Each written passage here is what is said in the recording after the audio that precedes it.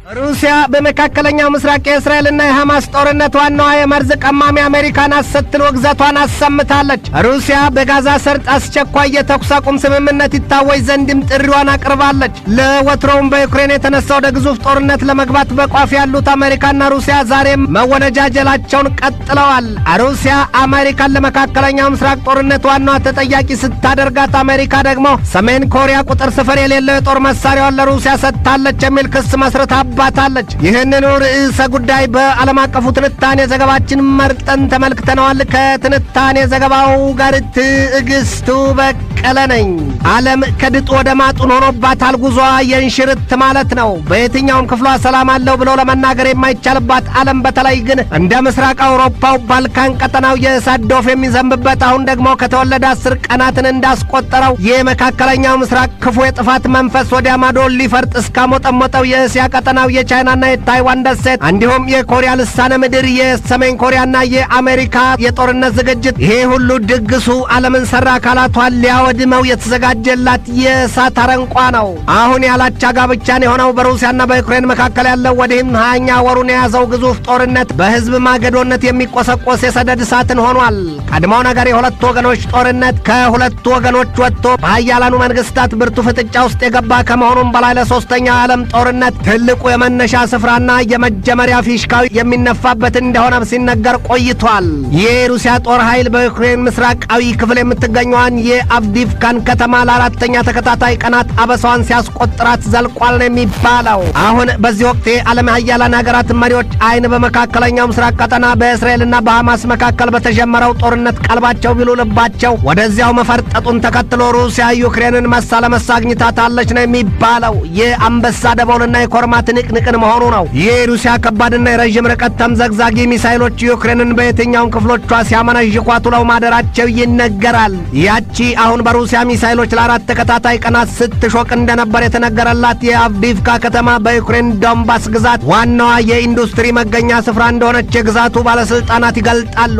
ዛሬ ላይ ግን ያቺ ስፍራ ቤንዚን የተርከፈከፈባት ቋይ ያልሆናለች ነው የሚባለው። የሩሲያ የእሳት ላንቃ የትቀረሽ እያለ መላ አካላቷን እየበላው ነውና ነው። ሩሲያ በዚህ ወቅት ዘመቻዋንና የጥቃቷን ኢላማ ሁሉ በምስራቃዊ የዶኔስክና የሉሃንስክ ግዛቶች ማድረጓ ይነገራል። እነዚያ ሁለቱ ግዛቶች ደግሞ ብቻቸውን የ1000 ኪሎ ሜትር ይዞታ ባለቤት የሚያደርጓት ናቸው ነው የሚባለው። ዩክሬን በበኩሏ የመልሶ ማጥቃት ዘመቻ ስትል ባለፈው ሰኔ ወር የጀመረችው ከባድ ጥቃት ብዙም ሳያስጉዛት ይብሱን ለሩሲያ የተጠናከረ የበቀል ምላሽና ጥቃት ዳርጓታል ነው የተባለው። የሩሲያ ጦር ኃይል ከምንጊዜውም በላይ በምስራቅ የዩክሬን ክፍል ያላንዳች ገዳቢ እየገሰገሰ መሆኑ ይነገራል። አረ እንዲያውም በዩክሬን የታወጀው የመልሶ ማጥቃት ዘመቻ ተብየው ያለ ፍሬ የትም መንገድ ላይ ያበቃና የቀረ መሆኑን በብዙዎች ዘንድ ይወራለታል። በዋሽንግተን ለጋዜጠኞች ትናንት ማብራሪያ የሰጡት የብሔራዊ ምክር ቤቱ አፈቀላጤ ጆን ኪርቢ እንዳሉት ሩሲያ በሁሉም ግንባር አዲስና ከባድ የተጠናከረ ጥቃት ይዛለች። በዚያ አቋሟም ሩሲያ ፈጽሞ የማትመለስና የማትገታ መሆኗን አስመስክራለች ነው ያሉት። ይሁንና ግን አሉ ኪርቢ መለስ አድርገው፣ ይሁንና ግን የዩክሬን ኃይሎች የሩሲያን ጦር ኃይል አፍንጫውን እየመቱና አይኑን እያጠፉ ወደ ኋላው ይመልሱታል።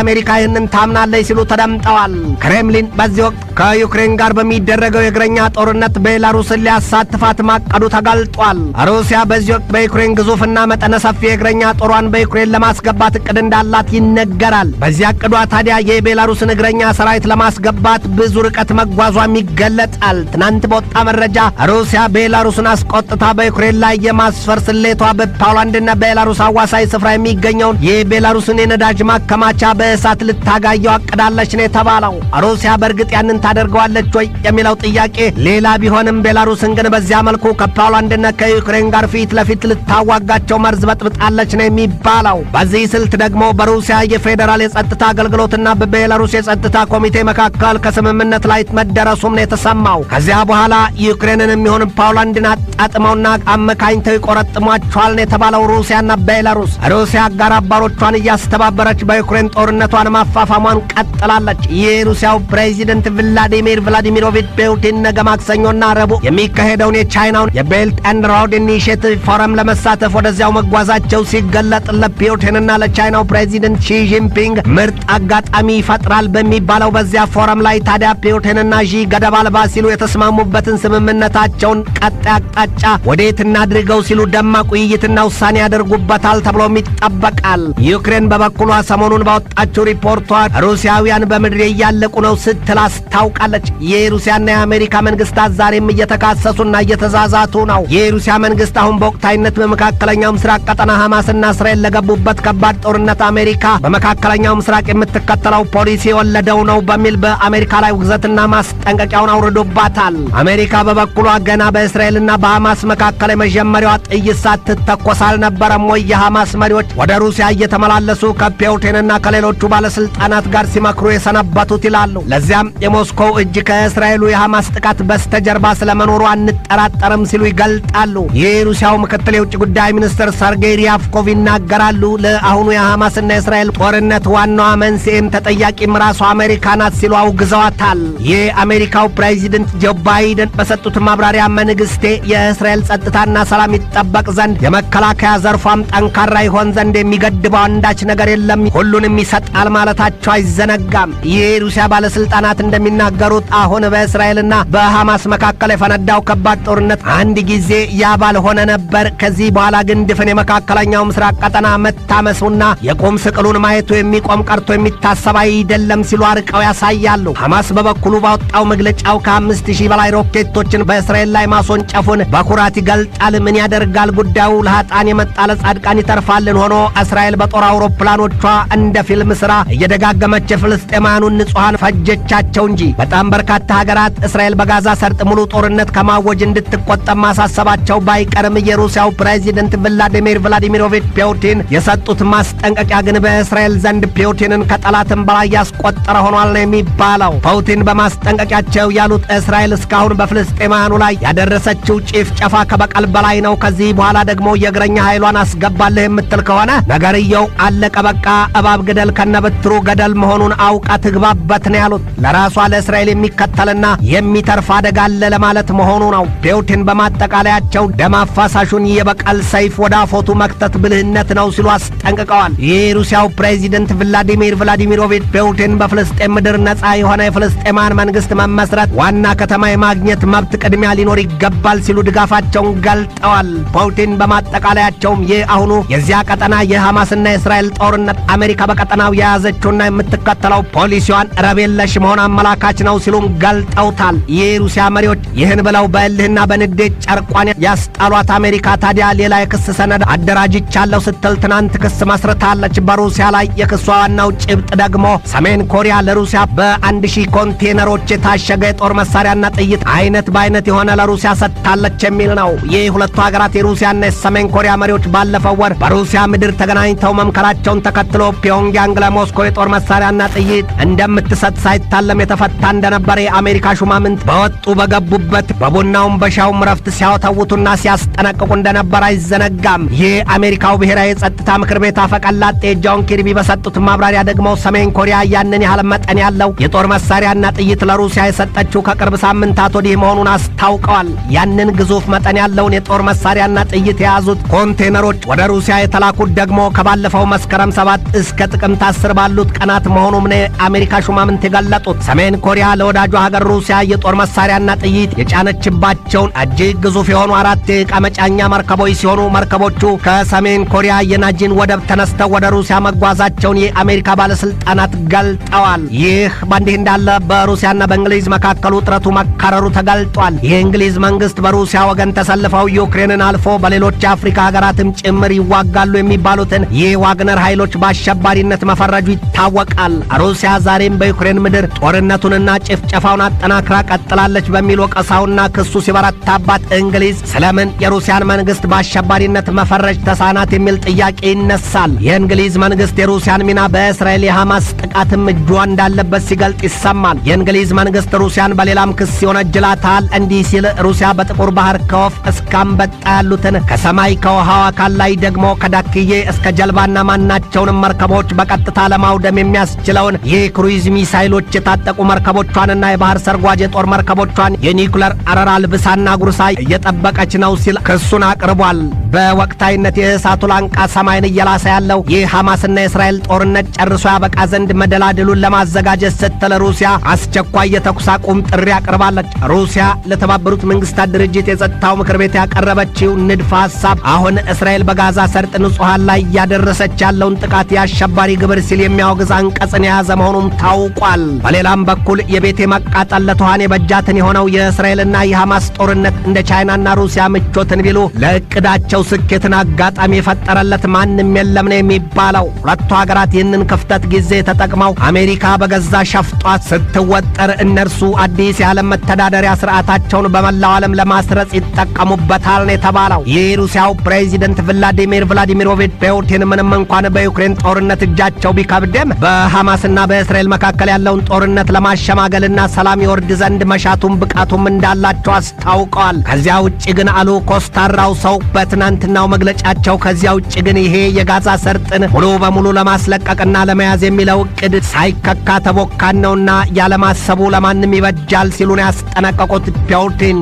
እንደ ፑቲን ማብራሪያ ታዲያ ሁሉም የጋዛ ሰርጥ ነዋሪ ህዝብ ለሐማስ ደጋፊ አይደለም ሲሉ አሁን በጋዛ ሰርጥ ያለው ዘጋግቶ ሰዎችን በተለይም ንጹሐንን በረሃብ አለንጋ መግረፍ ተቀባይነት የለውም ሲሉ ጉዳዩን በሁለተኛው ዓለም ጦርነት ጊዜ በሌኒንግራድ የተፈጸመውን አስጨናቂና ዘግናኝ አጋጣሚ አነጻጽረውበታል። እንኪያስ አሉ ፑቲን በማጠቃለያቸው፣ እንኪያስ ፍልስጤማውያን ነጻ ሀገር መስርተው ዋና ከተማቸውንም ምስራቅ ኢየሩሳሌምን አድርገው መኖር አለባቸው። ይሄ ደግሞ የማይቀርም የተደነገገም ነውና ጊዜ ከመግፋት ደም ከማፋሰስና ሕይወት ከመቅጠፍ ያለፈ ሌላ ትርጉም የለውም ሲሉ አብራርተዋል። ይህ እስራኤልና የሐማስ ጦርነት ዘመናትም ትውልዶችን ማንሽር ወይ አናስታርቅ ብለው ሁሌም ለቅሶና ዋይታ በጥይት አረር ተወልዶ በሞት መንገድ መጓዝ።